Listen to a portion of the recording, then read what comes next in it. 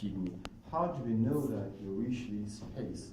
Actually, when we introduce needle, we feel restriction of the tissue. So we feel that it goes not so easy. We feel that there are some dense tissue we prick. And the last tissue that is quite dense is the renal fascia. Actually, in front of retrorenal fascia is the adipose capsule of kidney or paranephron. So when we prick this last layer, the needle falls into space. It falls into space. And this could be felt. Like when we introduce needle, we feel restriction, and then finally when we reach this space, it falls. Okay, so this is the first sign that helps us to know that we reach this paranephron. Okay, this is the first one. Second one, actually, when we prick, when we introduce needle, and when we introduce Novocaine, if we take syringe out, we can see that Novocaine flows back. Why? Because if we do not reach the paranephron, okay, if the Novocaine, if the tip of the needle is in the tissues, in the layers, because as all the tissues are situated very close to each other, and we introduce Novocaine, a great pressure occurs there, and if we remove syringe, Novocaine flows out. But if we reach paranephron and introduce Novocaine, the paranephron consists of fat tissue, and fat tissue is a very soft tissue, and any fluid, including Novocaine, introduced into this fat will shift fat and will spread over this fat. And so if the tip of the needle is in paranephron and Novocaine is introduced, if we take out syringe, this Novocaine will not flow out, will not leak out. This is the second sign. Okay? The third sign, when we consider that the tip of the needle is in paranephron, we could ask patient to breathe deeply. And if at this moment, if needle moves upward and downward, that means that needle is in paranephron. Why? Because the renal fascia is fixed to the diaphragm. And when diaphragm moves, renal fascia also moves. And as needle pricks renal fascia, it also moves. Okay? So these three signs help us to know that we have reached the paranephron. After that, we introduced about 80 milliliter of anesthetic. Okay? That was paranephron Novocaine blocking. Lumbar puncture. For lumbar puncture, patient could be placed in two positions. Either sitting position or lying position.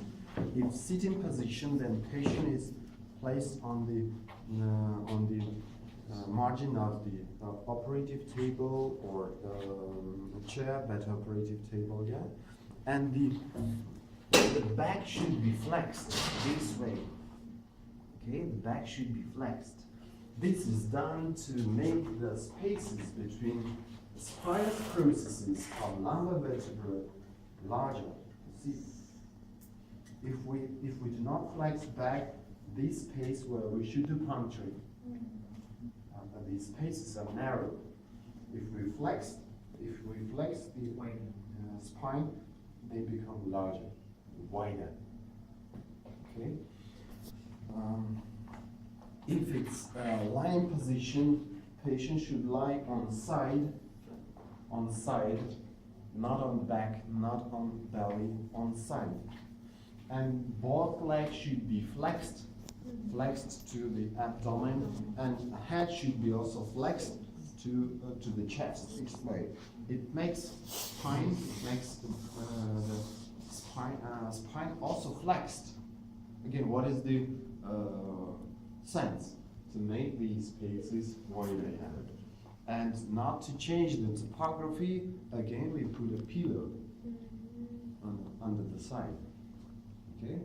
Not to change the topography, because if we do not put, then back will be a little curved. Okay? Okay. Well, then we have to find the point where to make this puncture. The point should be between spinous processes of the third and fourth lumbar vertebrae.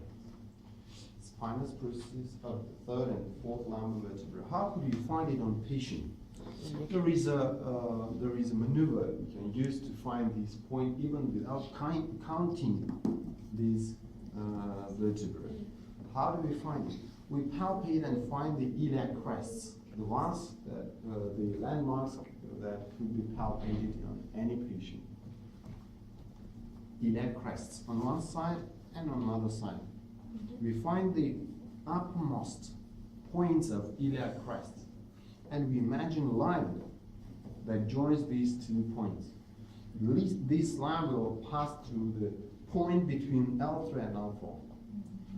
As we could see on this skeleton, iliac crest, here it is the uppermost point here. Iliac crest here. We connect, here it's here.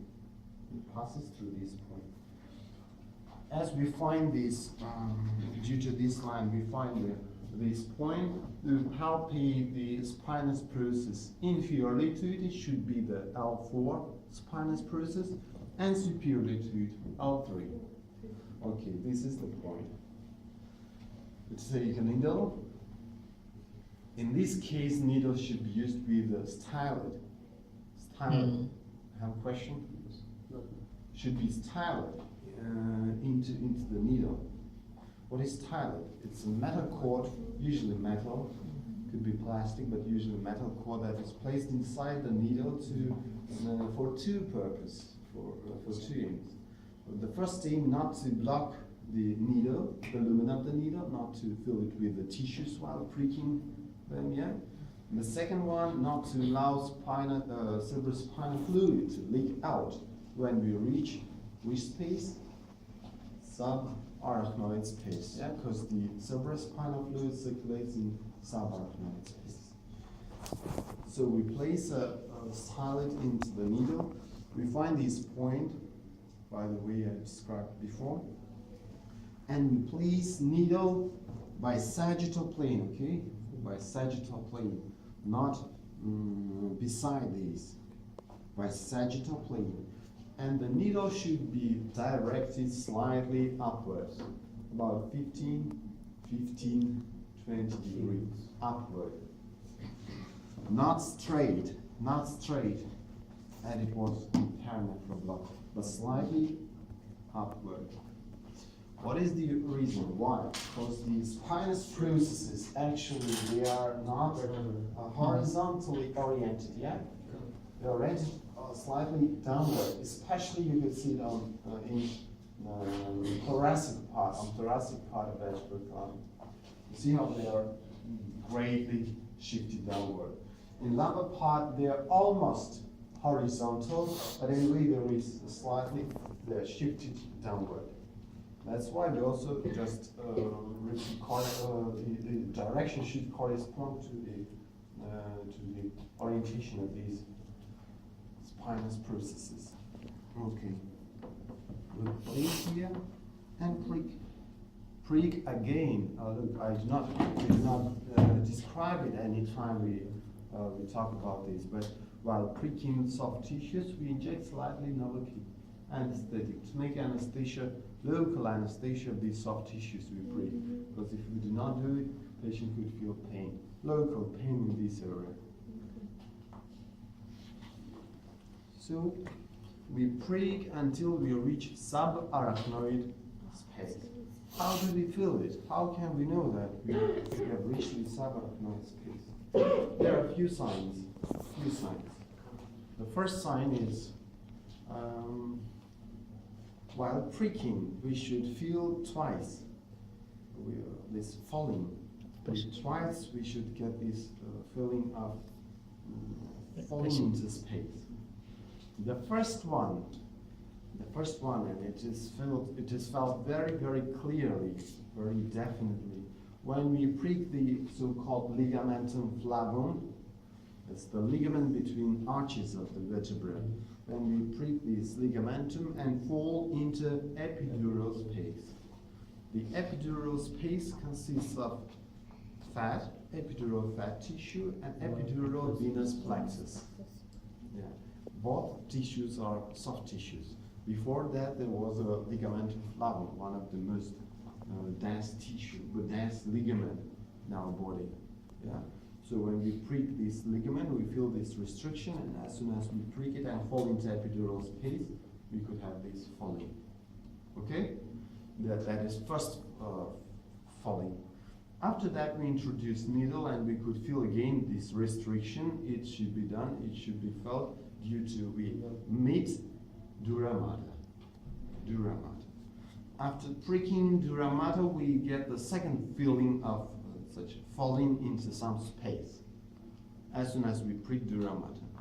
But when we prick dura mater, which space do we reach? Subdural space. Subdural. And our aim is to reach subarachnoid space. The matter is that when we prick arachnoid mater, we cannot feel it. We do not feel it. That's why what we do after that, immediately after that, when we prick dura mater, we force needle slightly 2-3 millimeters forward and take stylet. Take out stylet. There is no leaking of cerebrospinal fluid. We put it back, forward it again 2-3 millimeters. Take out stylet. No fluid. Okay, back again 2-3 millimeters. Take out and we see cerebrospinal fluid. That means we have reached the subarachnoid space. Okay? That is the second sign that we can see this fluid leaking out. After that depends on our aim, what actually we want to do. Why did we do this subarachnoid puncture? Either we do it for anesthesia or for introducing some drug, or to take cerebrospinal fluid for analysis, for diagnostic, or reduce the cardiac pressure. yes, or to measure the the pressure in subarachnoid space, because the subarachnoid intracranial pressure as well, because the subarachnoid space of the spine is connected to the subarachnoid space of the brain, right? Okay, that's fine. Okay, pelvic nerves blockade. Now we can blockade of pelvic nerves we call it by Shkolnikov, Selivan. We can call it by Shkolnikov. Surely saying I tried to find this procedure in English literature. How do we call it? I didn't find. Maybe when you work, you will find the name of this procedure very often, maybe slightly modified.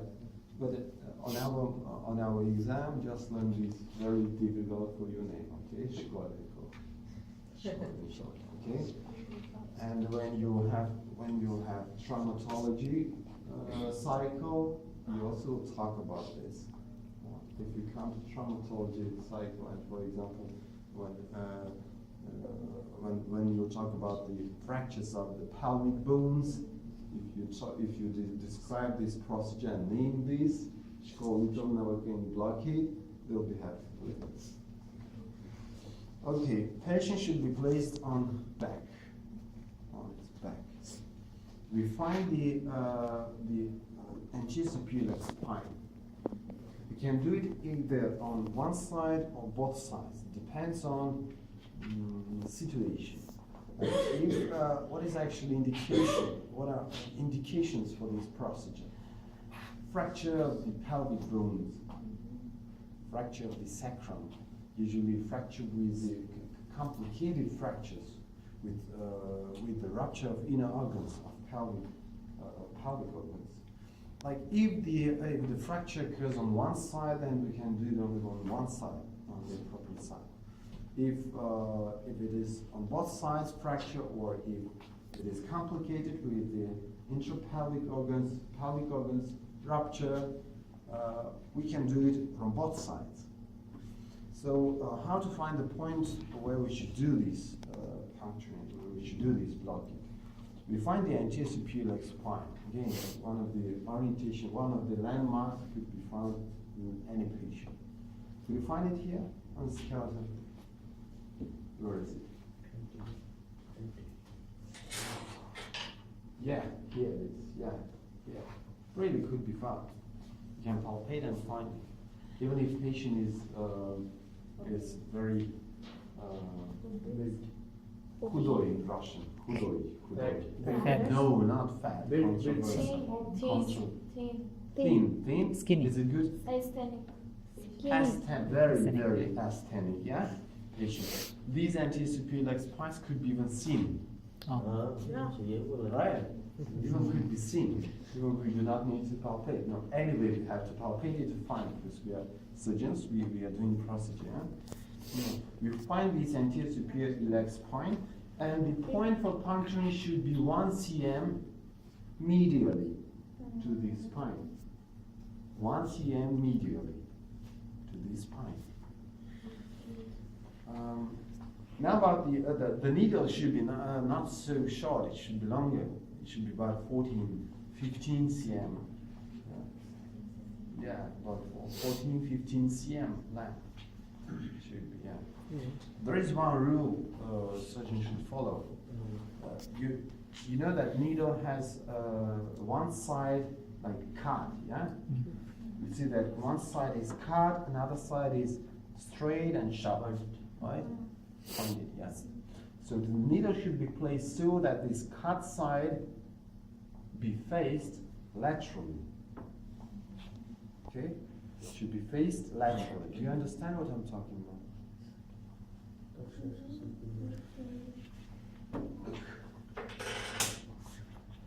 Anterior superior leg spine.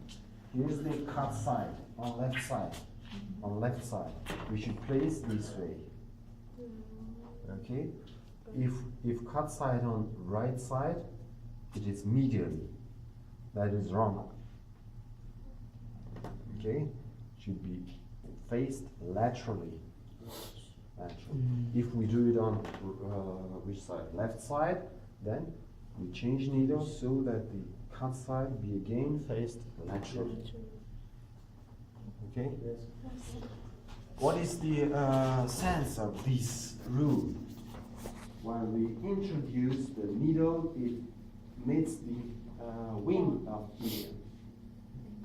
If it meets like by sharp side, by pointed side, it will be blocked. Okay? If needle meets the wing by its cut side, then it will meet and slide the needle. Okay? So the needle is placed straight. It should be placed straight, or as you see, perpendicularly to the surface of the body. Again, we introduce Novocaine slightly to make anesthesia, local anesthesia of all the soft tissue. And straightly it forwards until it meets iliac wing. It meets and slides a little, then anyway it will stop. When it stops, we push it back about half cm. Half could be 1 cm, usually half cm. We push it back and change needle's position so that the tip of the needle shifts slightly medially.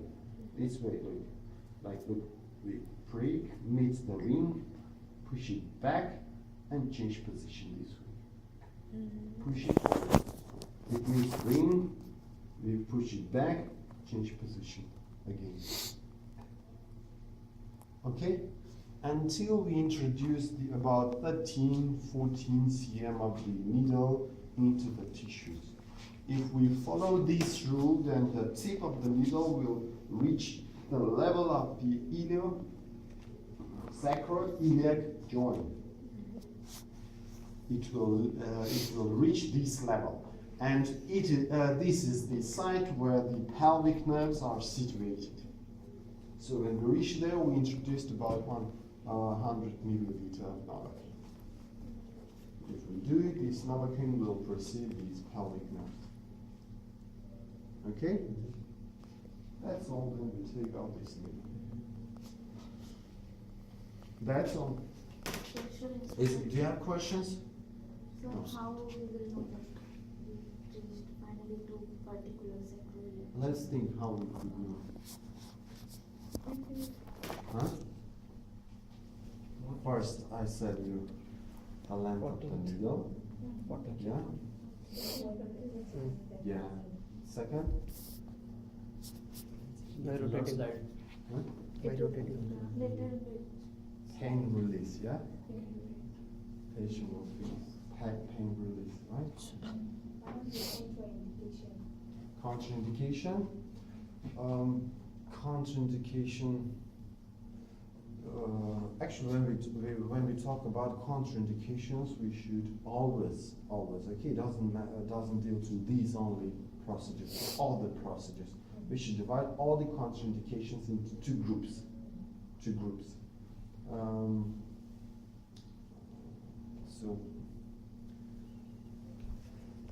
General and specific. The general ones are contraindications for any procedure. For example, patient in shock. We should not do it. We don't have time. Patient is dying, right? We should do other procedures to save his life, yeah. And then after that, we can turn back to this procedure and to do it. But this is the first. Ну вон какие-то есть? Нет, а это Я не брал. Здравствуйте. Когда можно вам прийти на отработку? На отработку? Насколько времени вы? Давайте завтра у вас утром как? Утром у меня Занят. Завтра давайте с часу до двух. Сейчас Нормально? завтра. Да, спасибо. Давайте. До свидания. Shock, for example, yeah? Bleeding. That is in progress. We still, due to science, due to science and due to, we see that it bleeds, yeah? Or even if it is non-clear, how to say.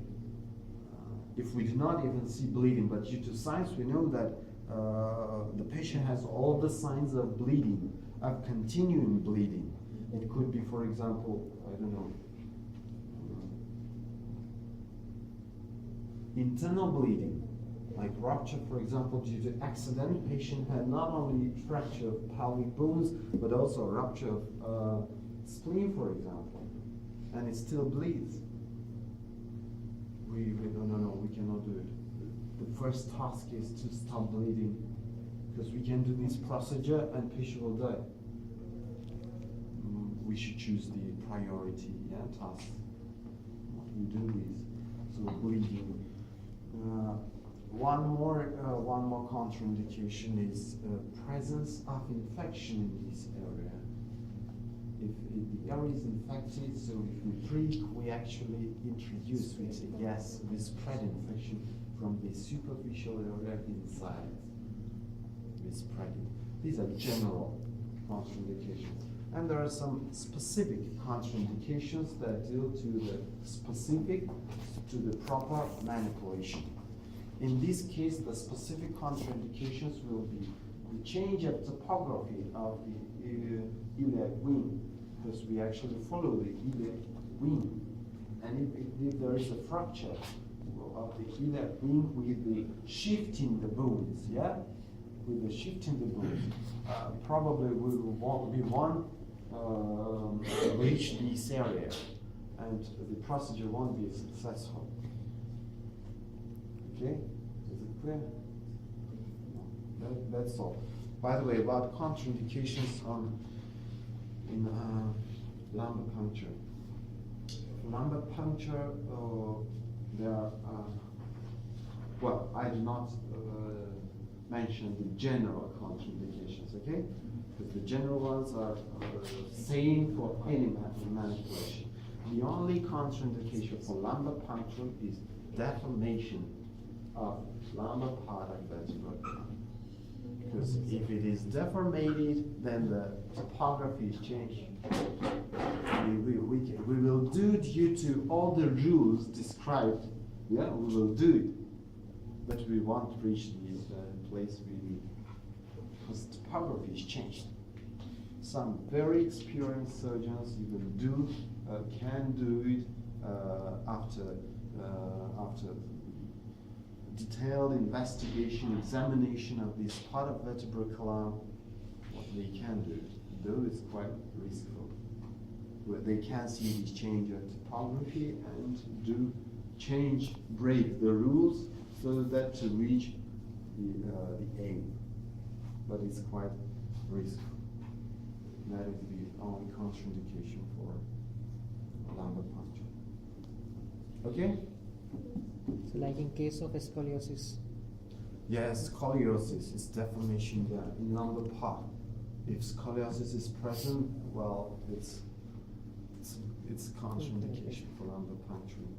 And here, as I said, usually in 95% cases, even more,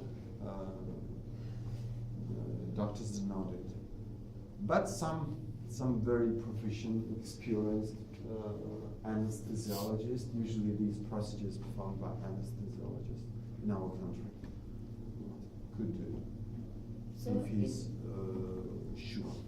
if the patient have osteophytic lipping, then Osteophytic lipping means one side, one vertebra one side is with another.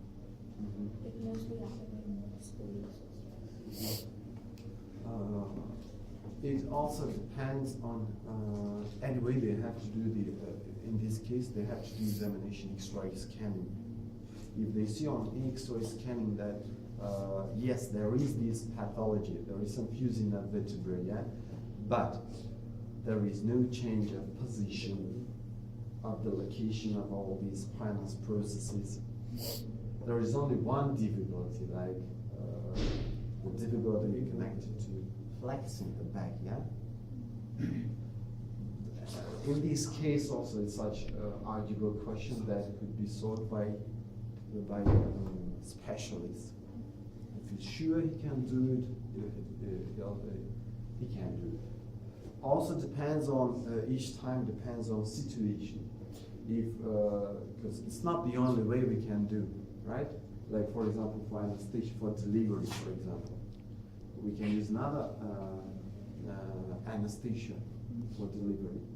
So if there is some problem that makes lumbar puncturing riskful, even slightly, we have other measures, so we already have to decide which one is better, which one better to choose. So this is the work of the doctors, of the specialists. This is maybe the most important, and this is the, not to say